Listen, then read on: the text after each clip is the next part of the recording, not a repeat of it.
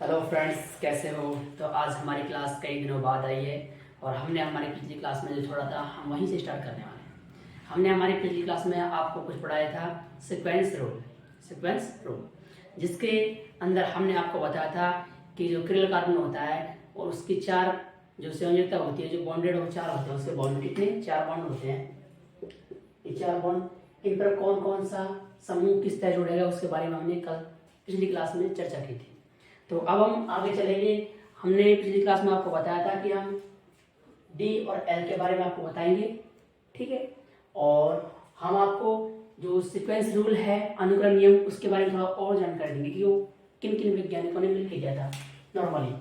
उसके बाद हम चलेंगे आर और एस। आर और एस विन्यास होता है। ये सामान्यतः नाम की पद्धति होती है। नाम, जब हम इन यौगिकों को नाम देते हैं, जब ये क्रियल कार्बन से मिलकर यौगिक तैयार होता है हमारा, उसको हम नाम देंगे तो वो आर एस पद्धति में देंगे। किसमें? आर एस पद्धति में। ये हमारा 12th लेवल पे नहीं आता है। 12th लेवल पे नहीं आता, ये हमारा बीएससी लेवल पे आता है। ये नाम देने का सिस्टम बीएससी लेवल पे आता है, ये 12th लेवल पे नहीं आता है। तो हम इसको बाय शॉर्ट तरीके से देखेंगे, ठीक है, एकदम शॉर्ट तरीके से देखेंगे, डीपली नहीं जाएंगे क्योंकि टाइम भी हमारे पास थोड़ा सा कम है। और अब हमने आपको, जब हमने पिछली क्लास पढ़ाई थी तो हमने आपको डी और एल बताया था। डी और एल में क्या बताया था कि ओ एच के द्वारा हम डिफाइन करेंगे कि डी एल कौन सा डी होगा विन्यास और कौन सा एल होगा। ये किससे डिफाइन होता है? ओ एच से। या तो ओ एच इधर होगा या ओ एच इधर होगा, इससे हमें डी और एल का पता चलता है, ठीक है। ये हम पहले पढ़ चुके हैं। अब हम सीक्वेंस रूल बताएंगे किन किन वैज्ञानिकों ने सीक्वेंस रूल दिया था। तो सीक्वेंस रूल कान्हा इनगोल,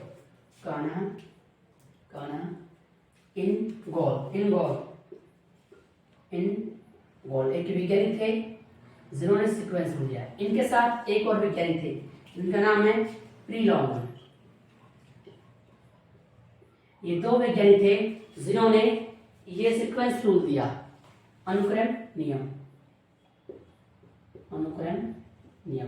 ये जो रूल है ये इन दोनों वैज्ञानिकों ने दिया मिलकर। ओके फ्रेंड्स, तो हमारी पिछले टॉपिक पर चर्चा खत्म। और उसके बाद डीएल में आपको बता दिया, आरएस पे लेके चलते हैं आपको। आरएस विन्यास पे थोड़ी बेसिक नॉलेज तो आपको होनी चाहिए, तो हम इसे आपको शॉर्ट तरीके से एकदम आरएस विन्यास। तो होता क्या है आरएस विन्यास? सबसे पहले हम जो क्रियल कार्बन की संरचना होती है उसे बनाएंगे। सबसे पहले यौगिक होता है, यौगिक की संरचना को बनाएंगे सबसे पहले। तो देखते हैं यौगिक की संरचना।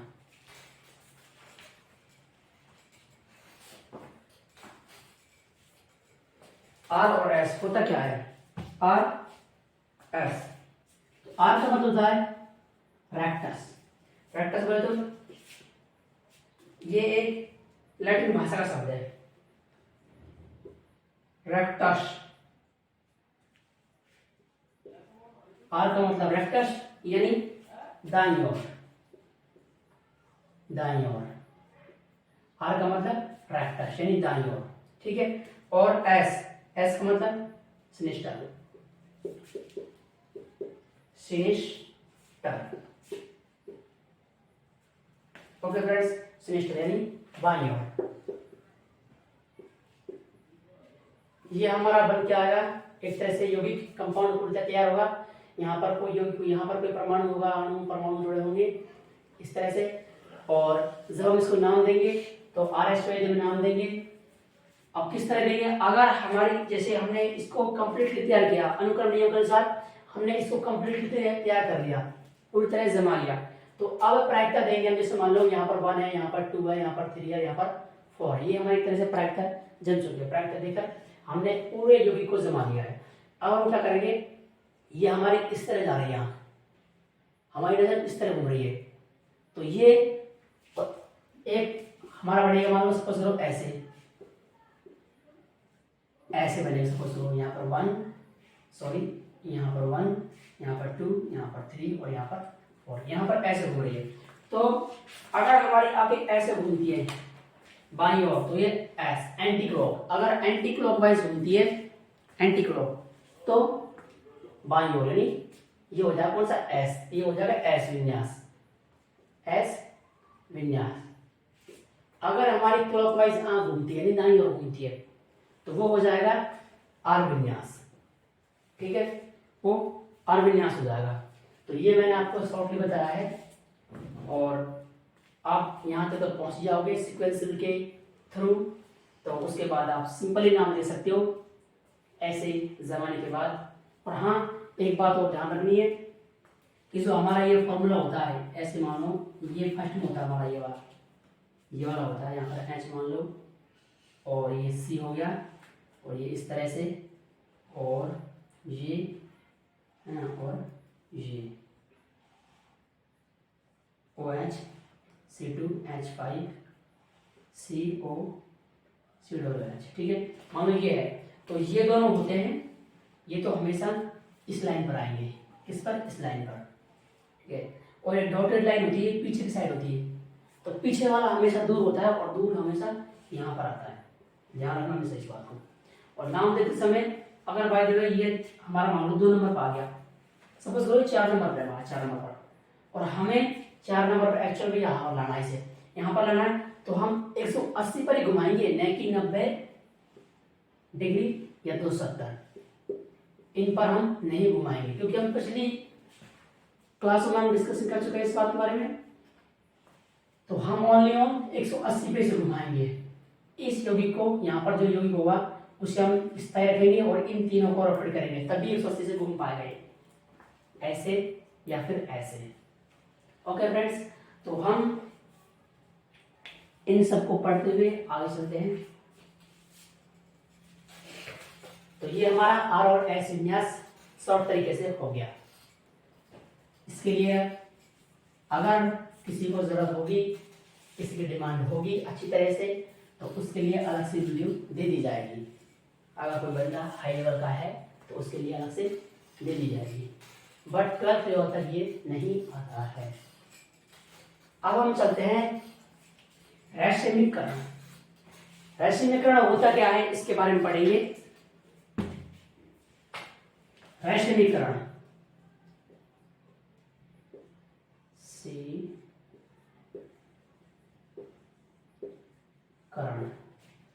रैशमीकरण, इसके बारे में पढ़ने वाले हैं। ये होता क्या है, रैशमीकरण होता क्या है, ध्रुवक गुणवक होते हैं, ध्रुवक गुणवक, उनको ध्रुवण अगुणक में बनाते हैं। जैसे कोई यौगिक है, वो ध्रुवण गुणक है, ध्रुवण गुणक है, उसे ध्रुवण अगुणक में चेंज करता है, उसे इसमें चेंज करता है, इसे इसमें चेंज करेगा। तो ये इसका काम होता है रैशमीकरण की। इसमें 4 विधियां होती हैं। कितनी होती है, सिंपल इसमें 4 विधियां होती है। ठीक है, इसको हम तरीके से पढ़ेंगे चारों वीडियो को। चारों जो हैं पार्ट इसके, उनको पढ़ने वाले हैं ध्रुवण गुणक को ध्रुवक अगुणक में चेंज करना। ठीक है, तो इसको पढ़ेंगे हम। ठीक है, साफ करें से।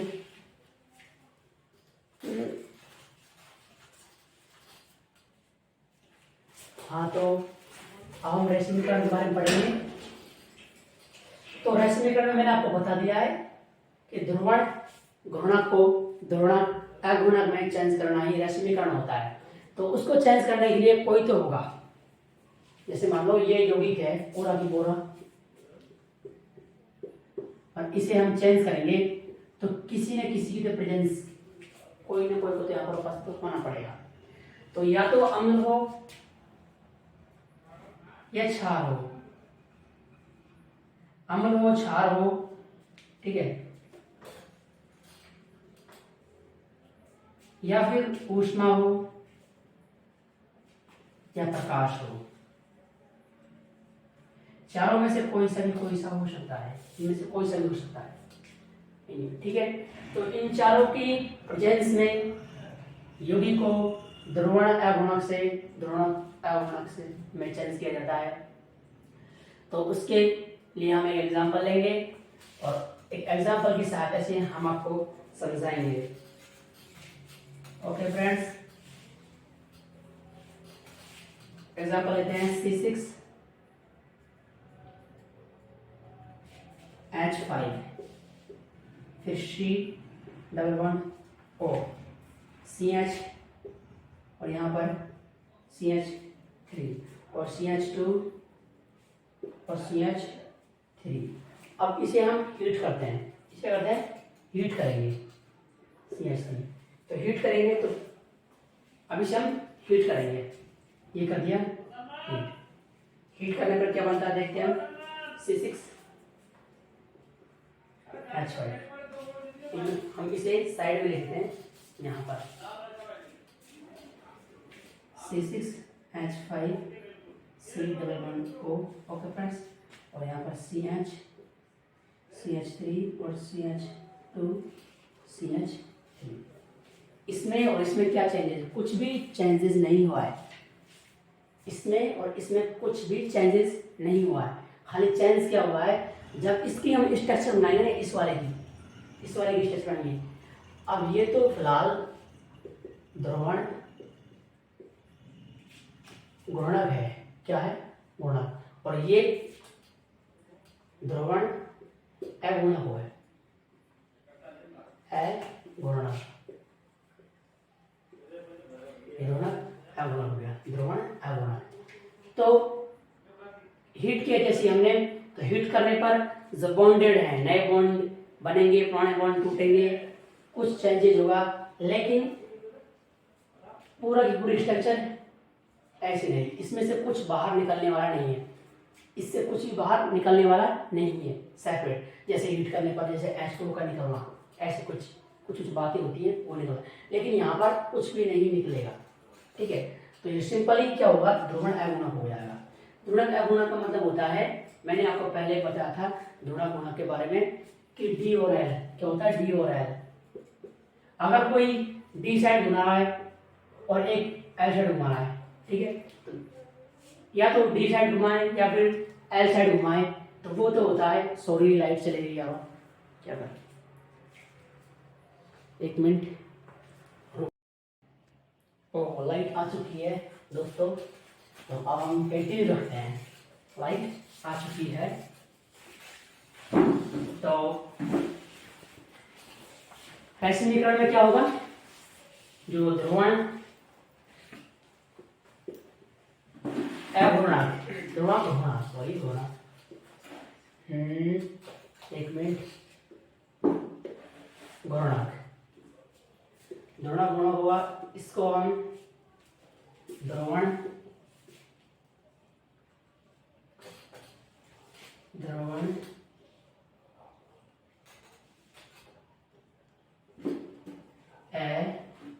अगुणक,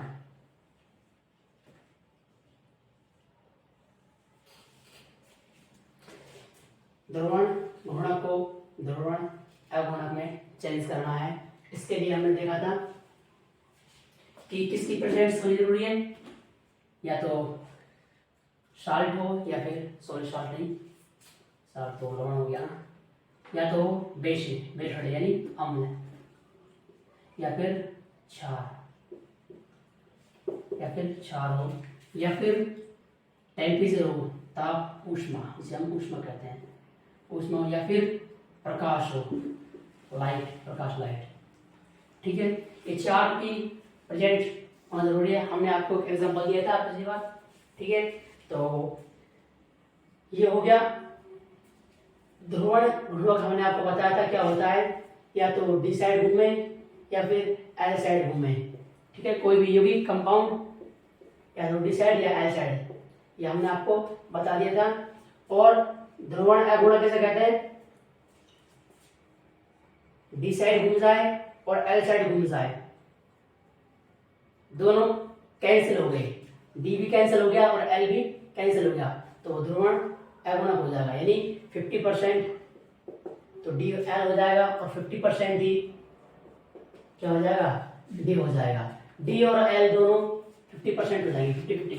ठीक है, 1:5 1:1 यानी 1:1। तो 1:1 में चलेंगे तो ये ध्रुवण अगुणक हो जाएगा। तो हमने एक एग्जांपल आपको दिया था और उसके बाद एक और एग्जांपल लेंगे, देखते हैं। 1 मिनट, इसे मैं साफ करता हूँ। एक और एग्जांपल लेते हैं।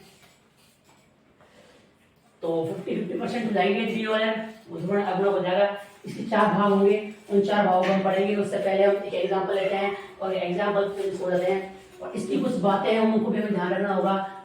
उन बातों को ध्यान रखते हुए हम रासायनिकरण को आगे डिफाइन करेंगे, ठीक है। तो अब हम चलने वाले हैं आगे। एग्जांपल लेते हैं एक।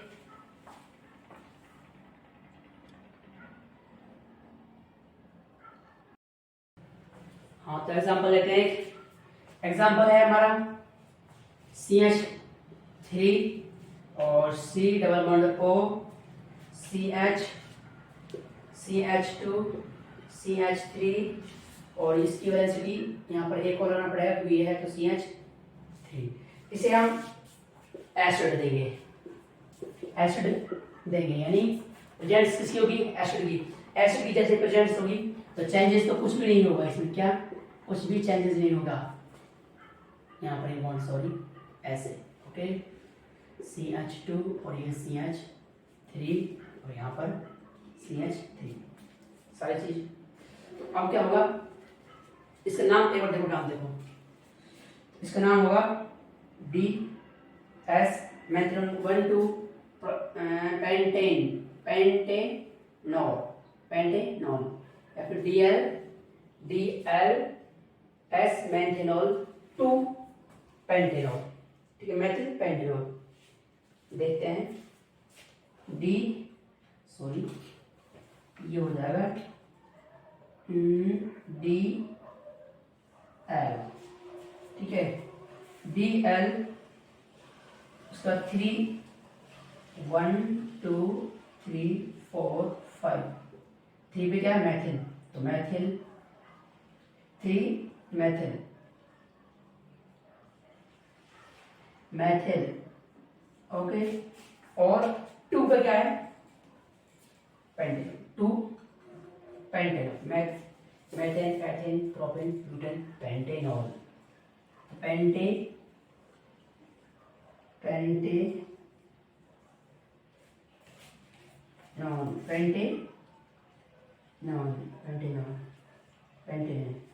ठीक है। तो ये इसका नाम हो गया DL, ये हो गया DL, लेकिन यहाँ पर ये अलग अलग हुआ, ठीक है। डोरेल, ये D हो गया। D हम क्या कहेंगे? D बराबर डोरेल होता है। क्या होता है? डोरेल, D डोरेल, ठीक है। डोरेल होता है, D बराबर डोरेल। तो ये इसका नाम क्या होगा?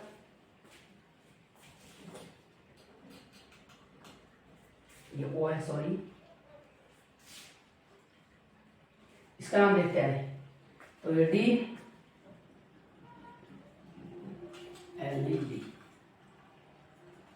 D, ठीक है। L, सॉरी, यहाँ पर L आएगा, ठीक है।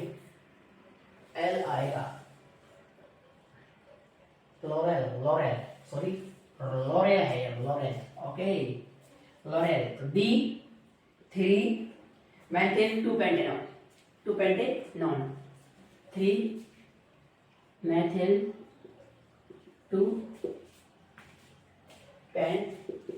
Pentanol, okay. पेंटेनॉल। इसका नाम क्या है? L3 methyl 2 pentanol. जैसे इसे हमने एसिड के साथ अभिक्रिया कराई, एसिड के साथ, तो ये बना हमारा ध्रुवण अगुणक। पहले ध्रुवण घूमक था क्योंकि L था, या फिर भी हो भी सकता था इसमें, ठीक है। लेकिन अब फिलहाल हमारा L है। ये L होने की वजह से अब हमने इसको एसिड के साथ अभिक्रिया कराई। अभिक्रिया कराने पर ये हमारा DL3 मेथिल 2 पेंटेनॉल बन चुका है। ये हमारा एग्जांपल हो गया है, हमने आपको इसके बारे में बता दिया है। अब क्या होता है? ये तो हो गया रैशमीकरण। एक होता है आंशिक, कुछ थोड़ा, ठीक है, आंशिक रैशमीकरण। उसके बारे में पढ़ने वाले हम। देखते हैं।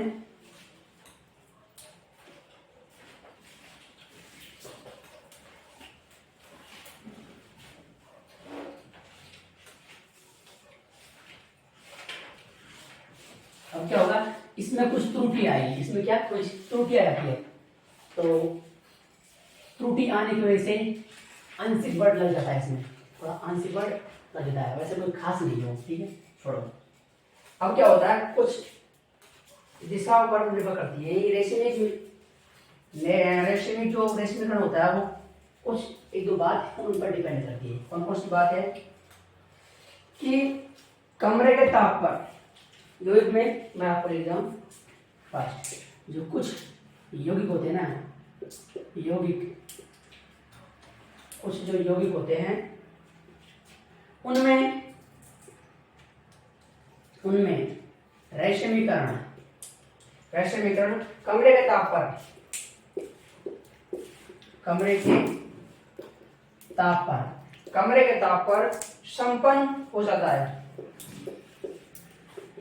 संपन्न हो जाता है, यानी उसके लिए ऊष्मा होती है, कमरे की ताप बहुत होती है, कमरे की ताप की ऊष्मा वही काफी होती है उसके लिए, ठीक है, हो जाता है। उसे स्वतः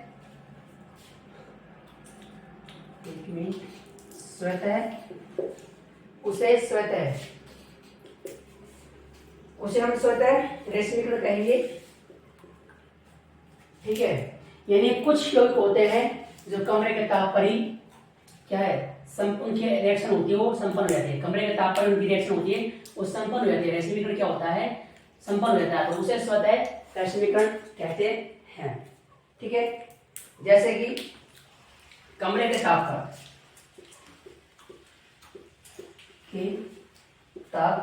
पर डाई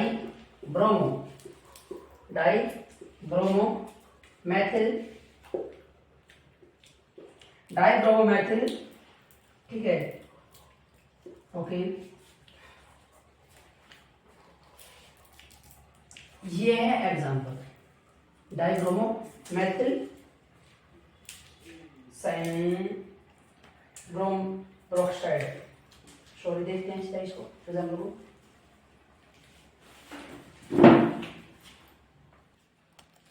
हाँ, तो एग्जांपल हमारा डाइब्रोमोमेथिल ब्रोमोसक्सीनेट, क्या है, सक्सीनेट, ये हमारा एग्जांपल है। ये क्या होता है, ये जो कमरे का टेम्परेचर होता है ना, उस पर भी रेशमीकरण क्रिया को संपन्न कर लेता है, ये एग्जांपल, ठीक है। ये वाला एग्जांपल सामान्यतः कमरे के ताप पर भी अपनी जो रिएक्शन है उसको कंप्लीट कर लेता है, ओके फ्रेंड्स।